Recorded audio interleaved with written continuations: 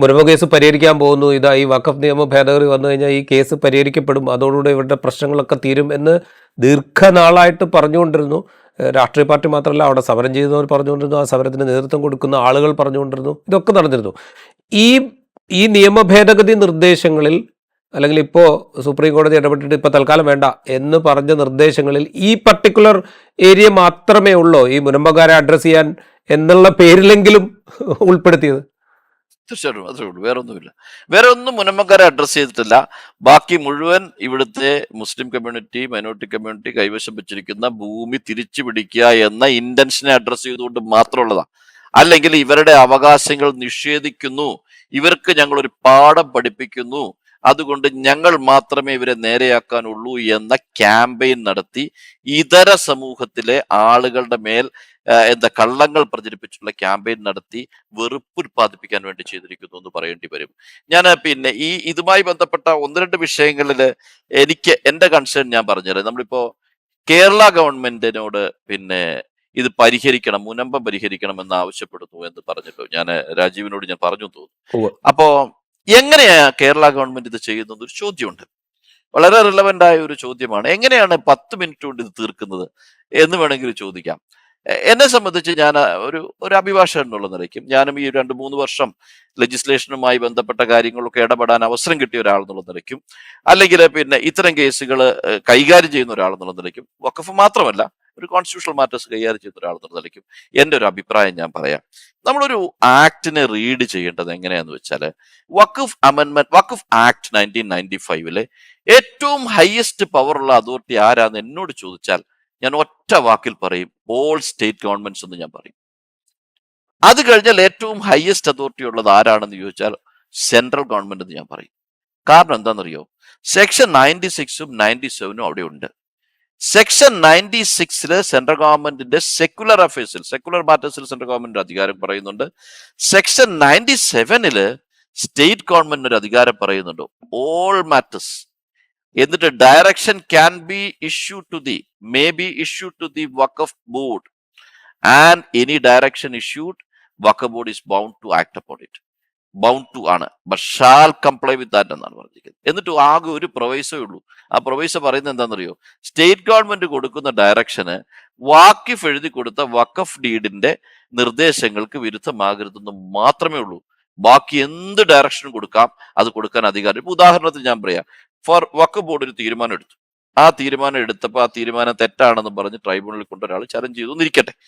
അങ്ങനെ ഇരിക്കുന്ന സമയത്ത് ഗവൺമെന്റ് തോന്നുകയാണ് ഈ വഖഫ് ബോർഡിന്റെ തീരുമാനം തെറ്റാണെന്ന് തോന്നിയാൽ ഗവൺമെന്റ് വഖഫ് ബോർഡിന്റെ ഡയറക്ഷൻ കൊടുക്കുക, there is an error in your decision, you should rethink about it എന്ന് സെക്ഷൻ 97 ഡയറക്ഷൻ കൊടുത്താൽ, അതിന്റെ റീസൺസ് പറഞ്ഞ് ഡയറക്ഷൻ കൊടുത്താൽ Waqf board shall comply with that order ആണ്. വഖഫ് ബോർഡ് പറയുന്നു ഇങ്ങനെ ഒരു സാധനം ഉണ്ട്, ഞങ്ങളത് റീകൺസിഡർ ചെയ്യാം.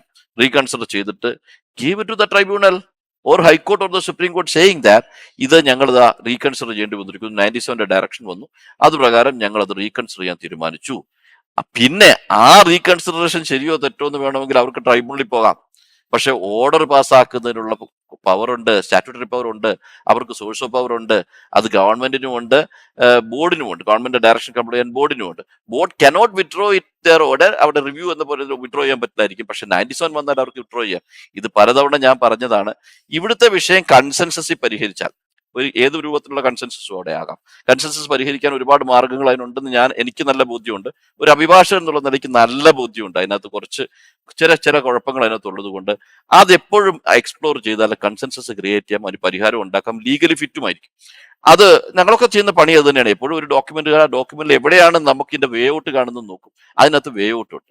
ഈ വേ ഔട്ട് ചെയ്ത് ഒരു കൺസെൻസസ് ക്രിയേറ്റ് ചെയ്തിട്ട് അതിന്റെ മേൽ 97 ഗവൺമെന്റ് ഇൻവോക്ക് ചെയ്താൽ അവിടെ കഴിയും. ഇതിന് വേണ്ട സമയം വളരെ കാരണം എന്താ വെച്ചാൽ എല്ലാ ആളുകൾക്കും അത് തീരണം. അത് ഈ പറഞ്ഞ ഇവരുടെ ഈ സമൂഹം എന്ന് പറഞ്ഞാൽ മത്സ്യബന്ധന തൊഴിലാളികളാണല്ലോ. അവര് മാസത്തിൽ 20 ദിവസം കടലിലും 10 ദിവസം നാട്ടിൽ നിൽക്കുന്ന ആളുകളാണ്.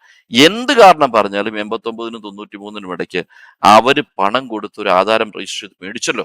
ആ ആധാരം അവരുടെ ടൈറ്റിലായി 2022 വരെ ഒരു ടാക്സ് അടച്ചിരുന്നല്ലോ. അതിന്റെ കൊടുത്ത സമയത്ത് ഇത് അസറ്റ് രജിസ്റ്റർ ഉണ്ടായിരുന്നതല്ലല്ലോ ഈ ഭൂമി. അപ്പൊ എനിവേ അങ്ങനെ വന്ന ഒരു സാധനത്തിൽ നിന്നും ആ അധ്വാനിച്ച ജനങ്ങളെ പുറത്താക്കേണ്ടതില്ല എന്നുള്ളത് പബ്ലിക് ഒപ്പീനിയൻ ആണ്. ആ പബ്ലിക് ഒപ്പീനിയൻ ബേസ് ചെയ്തിട്ട് ഒരു കൺസെൻസസിൽ കൊണ്ടുവരികയും 97 ഇൻവോക്ക് ചെയ്യുന്നതിന് റീസൺ ആയിട്ട് പറയേണ്ടത് during the course of sale this property was not included in the asset register of the Waqf board and this trust was not maintained as a waqf during that time എന്ന് പറഞ്ഞാൽ അതുകൊണ്ട് 97 invoke ചെയ്തിട്ട് direction കൊടുത്ത ആ moment തീരുന്ന കാര്യമാണ്. ഇതിങ്ങനെ ഇട്ട് വലിച്ചു നീട്ടിയിട്ട് ഒരു സൈഡിൽ സംഘ് പരിവാർ നാട്ടിൽ ഡിവിഷൻ ഉണ്ടാക്കാൻ വേണ്ടിയിട്ട് വലിയ തന്ത്രം നടത്തിക്കൊണ്ടിരിക്കുന്നു. അവരുടെ ഒരു ക്യാമ്പയിനും നുണപ്രചരണങ്ങളും ഒരു സൈഡിൽ, മറു സൈഡില് കേരള ഗവൺമെന്റ് അവരുടെ അധികാരം ഇൻവോക്ക് ചെയ്യാതെ ഇരുന്നാൽ നമുക്ക് തെരഞ്ഞെടുപ്പ് മത്സരിക്കട്ടെ, ജയിക്കട്ടെ, തോക്കട്ടെ, നമ്മൾ ഒന്നിച്ച് ജീവിക്കണ്ടേ ഈ നാട്ടില്?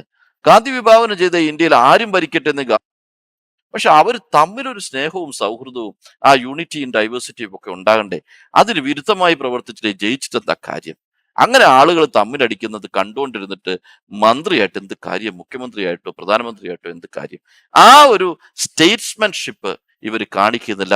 പക്ക തേർഡ് റേറ്റ് പൊളിറ്റീഷ്യന്റെ സ്വഭാവമാണ് കാണിക്കുന്നത്. സ്റ്റേറ്റ്മെന്റ്ഷിപ്പ് എന്ന് പറഞ്ഞാൽ സർദാർ പട്ടേൽ കാണിച്ചത്, മൗലാന ആസാദ് കാണിച്ചത്, നെഹ്റു കാണിച്ചത്, ലാൽ ബഹദൂർ ശാസ്ത്രി കാണിച്ചത്, ആ സ്റ്റേറ്റ്സ്മാൻഷിപ്പ് ഇല്ലാതായിരിക്കുന്നു എന്ന കുഴപ്പം സ്റ്റേറ്റ് ഗവൺമെന്റിനും ഉണ്ട്, സെൻട്രൽ ഗവൺമെന്റിനും ഉണ്ട്.